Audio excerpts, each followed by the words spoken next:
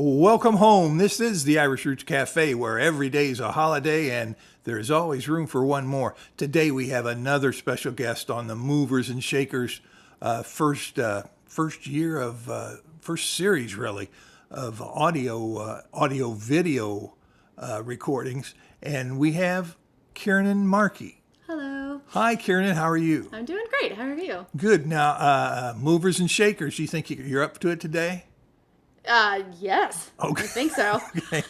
Okay. Can you tell me a little bit about when you found out you were Irish, what Irish might have meant, what the heritage was, when you embraced it, and for all the genealogists out there, what family surnames might run in your line? Sure. All right. So my name is Kiernan Markey. The first time I found out I was Irish, I think I was 6 or 7 probably, and it was like a lot of kids in my generation watching Riverdance, and I saw it on PBS and I was just absolutely mesmerized, and my mother pointed out to me, "Oh, that is your heritage, you're Irish."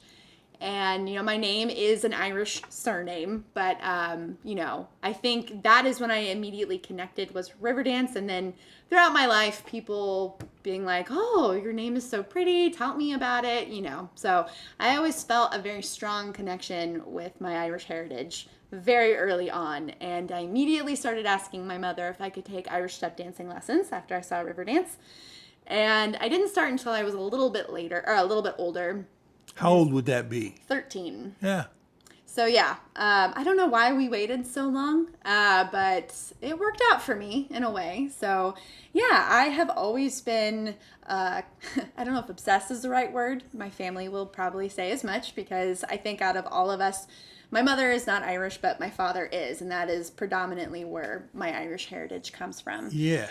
So I've always been obsessed and intrigued by Irish poetry, especially Irish literature. I think that is where my real interest from it was formed and kind of blossomed. Especially I'm a writer too, and I think I've always really identified with how the Irish have this knack for telling stories and manipulating the English language, and I've just always loved it. So. And you've learned how to do it too. I've tried. I mean, maybe not in speaking, but. Now, do you remember the starting line for that poem that was written by O'Shaughnessy, the pen name, Movers and Shakers? See, now I know we were just talking about it, and I can't remember. I know. It's just like singing a song. It's like, what? I know. It's like once you get started. We are the movers and shakers. We are the music makers, and we are the dreamer of dreams, wandering by lone sea breakers and sitting by desolate streams. Something, something, something. World losers. And world forsakers on whom the pale moon gleams. Yet we are the movers and shakers of the world forever, it seems. Oh, you got it. That's good. That's got to be one of my top 3 quotes of all time. It's one of my favorites too. It was just put together so well. Yes. So at the age of 13, you're jumping into being Irish with Irish dance lessons. Now, how did your dance career go? What forms of dance did you learn? How long did it take? Who taught you? Sure. I started Irish dancing in a basement, taught by a lady named Jean Denny. And I don't even remember where she was from. I think she kind of was based out of Lawrence, and she would come into Overland Park and teach in, the woman who owned the house, she herself was a ballet dancer, and they were friends. So there was just a small group of us just kind of learning from Jean Denny. And then she moved away.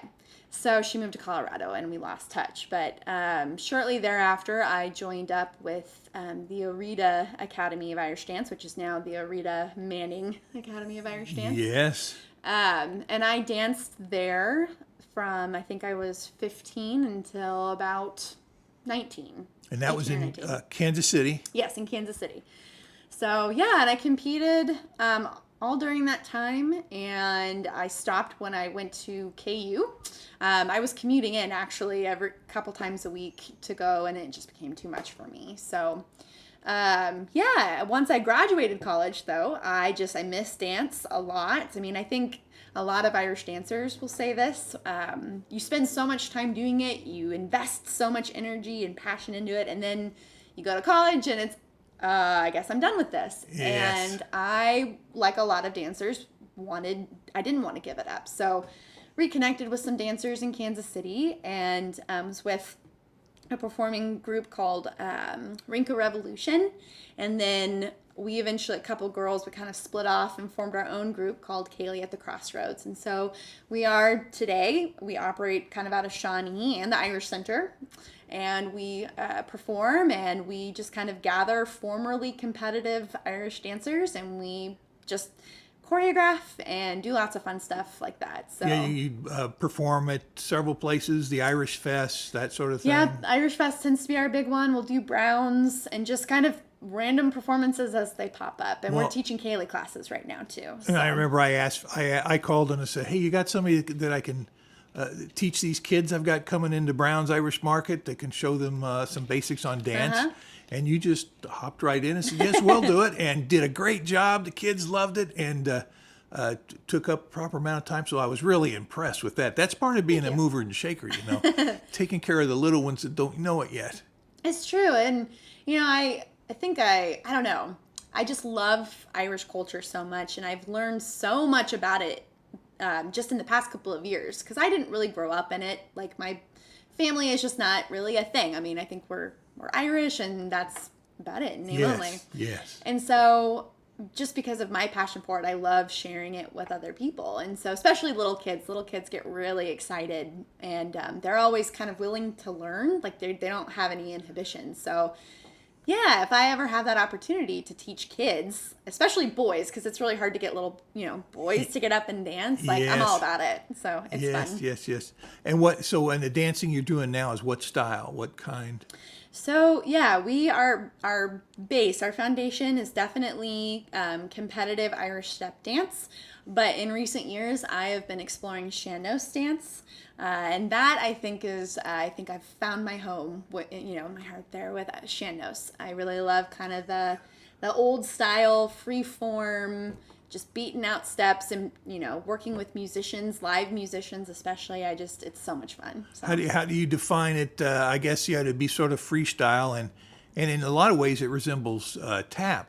Yeah, a little bit. Solo taps like, from years back. Sure.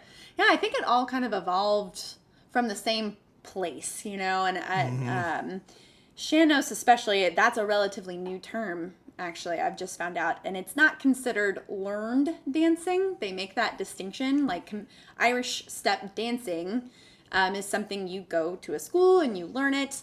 But back in the day, Sean-Nós, as we know it now, you didn't learn it from a teacher. You would sit around and people would get up and dance and you would take those steps and you'd practice and kind of put your own spin on it. It was all about kind of your individual expression and your showmanship and there's a party going on and you want to get out and show off what you can do and it's kind of this back and forth between you and the musician and other dancers and it's all about kind of just interpreting the music and just letting go. And you can innovate. Yes. You can break a few rules. There aren't as many rules. I don't think there are rules actually. I mean, I think the main one is, if we're going to get technical, Sean-Nós leads with the heel when it comes to that tapping. When Irish step, it's more like the toe heel.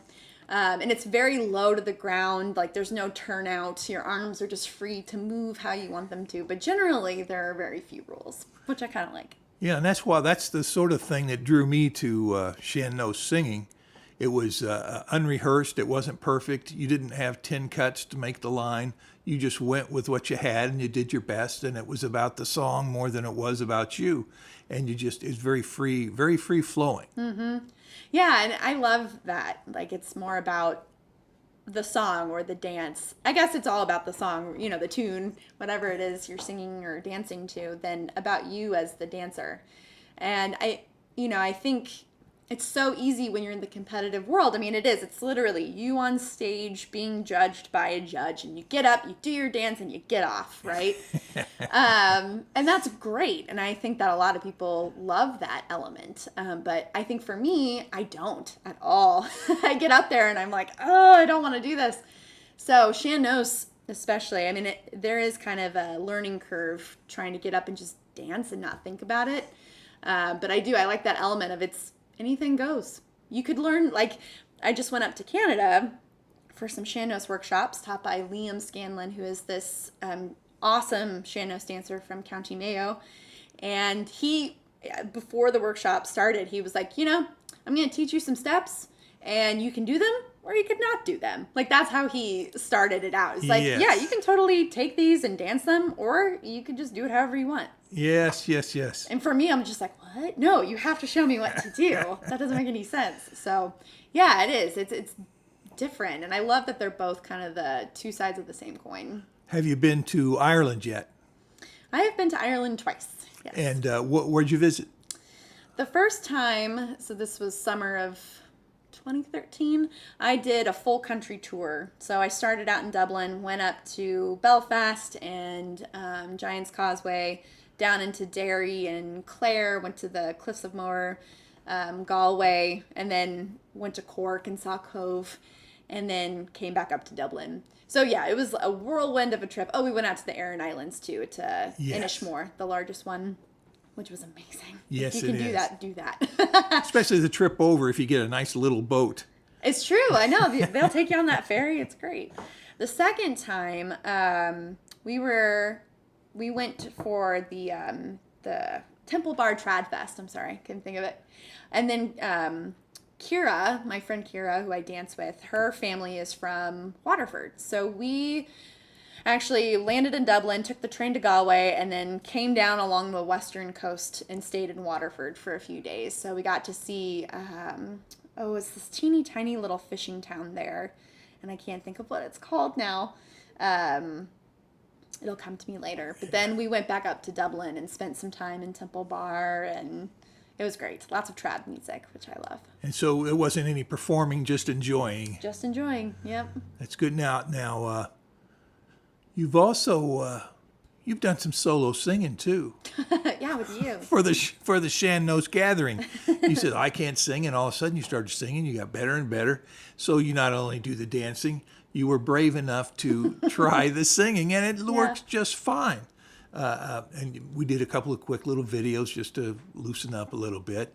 And we put together some Shan Nose presentations, so to speak, on dance and song and a little bit of the music. So we could perhaps educate a few people, have some fun, and keep it loose. Yeah, I love that. I would love to go up to Celtic Ranch again. I think that we did a gathering there, what was that, March probably, or end of February? Yeah. That was really great. And that's the kind of stuff I love, where it's just, hey, we're going to get together and pour some drinks and sing some songs and do some dancing. And just come on in. There's no charge. It's just, and that's and the people, they really like it up there. It's fun. Yeah, I know. ask It's for a great vibe. And so. I interviewed Terry. She's another mover and shaker Yeah. who struck it out on her own and has a very unique Irish shop and a unique history. And so, Weston is a very nice place to go. The Celtic Ranch was her place. It's a great Now, story. what have you got? Does that wrap your career up to this point today? No. So I'm also, along with Louisa Blevins, who I think you've also interviewed, Yes. we co-founded a website/blog called Grafton and Grand. She's Grafton, I'm Grand.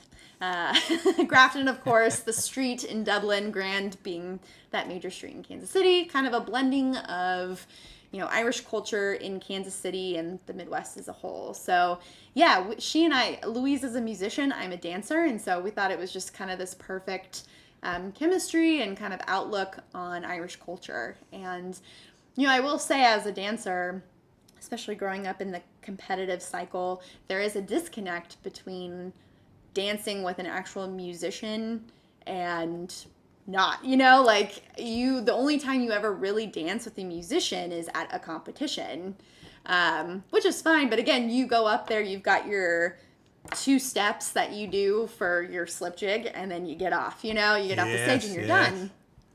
So that was, I think, again, why I love Shan Nose, is it really brought me back to the core of what it's about, which is the music and the dancing are meant for one another, especially in a live environment. So yeah, Louisa and I, we just nerd out over this stuff. We love talking about trad music and dancing. And Oh, just, and you got a good broom dance too. I like that. That's thank you. very Yeah. well done. Yeah, the broom dance is a lot of fun. Have you got the barrel dance down yet? You know, when I was in Canada, I think we spent maybe 20 minutes on the barrel. That is a thing in and of itself. I need to go buy myself a barrel. So And you could buy a barrel that's, just sort of cut it so it's lower to the ground. Yeah. Oh, yeah. Not a full barrel. You can learn on No. the barrel. Kill myself. Now, Grafton and Grand, what do you do with Grafton and Grand? Yeah, it's an Irish culture blog. So we essentially just talk about all the things all the Irish things that pop into our heads. But generally, we cover a lot of Kansas City Irish events that are going on. We'll go to concerts and we'll write up a review, or I'm trying to think of some other things we've talked about. What can people, if they wanted to get involved with it, what do you want them to make? Send in things to you? Or? Yeah, if there are events that are going on in Kansas City, we're trying to be kind of a hub for all the stuff that's Irish going on in kind of the Kansas City metro area. Because Louisa and I, we both noticed, and it all started out because she was having a hard time finding trad sessions that were going on. And so I know there's kind of like a Facebook group and they all kind of communicate there, all the musicians. But just in general, this community, while it's small, everyone is kind of all over the place. Oh, there's so many groups. And many. It's been the trouble over 30 years to say, well, yeah, we're going to try to put this together. And it's hard to coordinate between everybody. It is. It really is. And I think it's an Irish thing. I'm just convinced of it. Looking at my own family, how big and splintered, it's just, I think it's an Irish thing. You just want to kind of you've got your key people and you're just going to keep it here. So we just, as kind of an impartial, objective group of two gals, we wanted to just be this source of trying to find all the events and stuff going on in Kansas City and promoting it. Are you going to do like book reviews, music reviews? Yeah, so some of the cooler things we've done, well, we've interviewed you, of course. Oh, of course. We got to interview Emmett Cahill of Celtic Thunder fame. So that was neat. We've done that a couple times now when he's been in town. He's a really great guy. We just put a recap of our Canadian adventure. Louisa and I road tripped up to Canada for this weekend, where she did music, I did dance, and we wrote about it. So just things like that. Oh my gosh, why am I blanking? This is my site. And oh no, we'll try out recipes, kind of traditional Irish recipes, and kind of put our own spin on them. Just things like that. How about the web address? It's graftonandgrand.com. And Grafton is spelled? Grafton. Okay, and what directions do you think you're going to take for the future? With Grafton and Grand.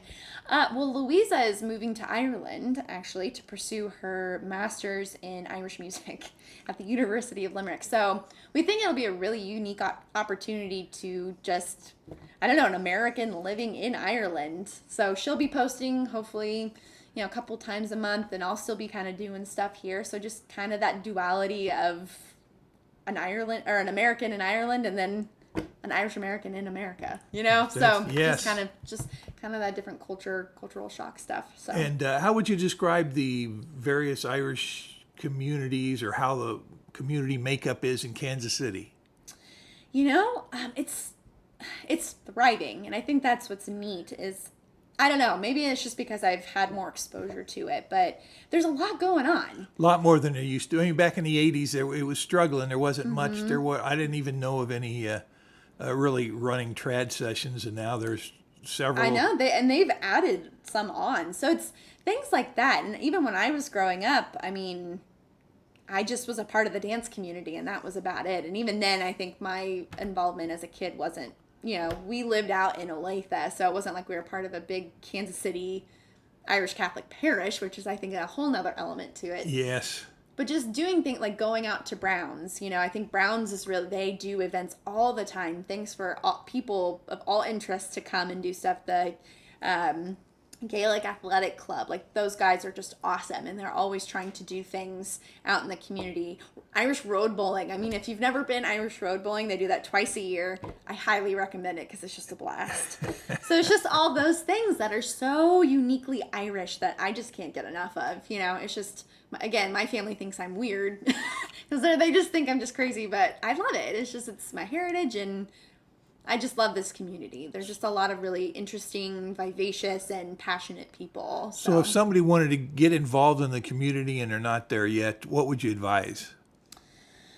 You know, I think it's just kind of showing up to stuff. I really do think, I think the hardest thing is knowing where to go. I didn't know about half of this stuff until but Kaylee at the Crossroads, my dance group, started working with musicians. Yes. As I do think music is kind of the heartbeat of it. And maybe they disagree with me, but I definitely have noticed that, because more and more bands seem to be popping up. Yes. And the Irish Center is doing an awesome job. I think just moving into Drexel Hall has helped their exposure a lot, because being in the basement of Union Station is just, I don't think people realize that it too easy to existed. get lost. Yes. Yes.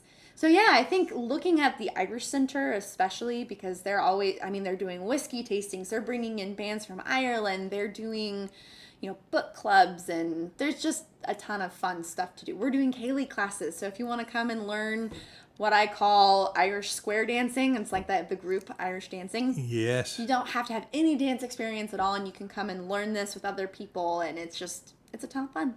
And you could also probably teach them how to sing a song. Maybe. I don't know if anyone would want to listen to me. But. Okay, Kiernan, we'll give you, let you have a sip of water there, and then we'll give you 30 seconds to say whatever you want. Whatever I want. Oh, boy. I don't know. I don't know. It's all working. Well, yeah, no, you don't have to. I think you've said just about everything possible. Yeah, I think, the great thing about Kansas City, just in general, is the fact that it is large enough that we can have really amazing things here, from world-class international acts to homegrown entertainers. There's just so much going on, but it's also small enough where you can get to know people and people will know you. And I think generally we're very friendly people here. So if you're interested in Irish things, even on kind of a cursory level, just start coming out to stuff. And I think that's how we keep it alive. And the way they find out about stuff is by going to GraftonandGrand.com. Yes. I see. Okay. Great. Well, Kiernan, it's been a pleasure. And this is going to be in our first year, the first year ever of the Movers and Shakers. And you're definitely included in that bunch. Well, thank you. Thank you for having me. Sláinte.